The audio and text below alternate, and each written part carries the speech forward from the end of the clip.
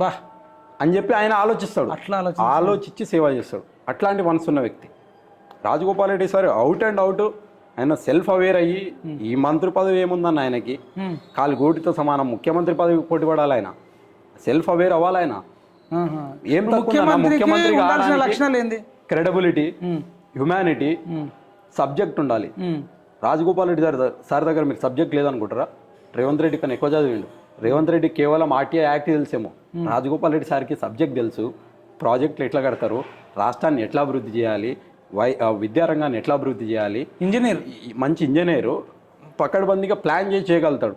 ఇప్పటి నుంచి కాదు కదా వాళ్ళు చేసింది, 1986 నుంచి చేస్తున్నారు. కంపెనీ స్థాపించినటువంటి అప్పటి నుంచి చేస్తున్నారు.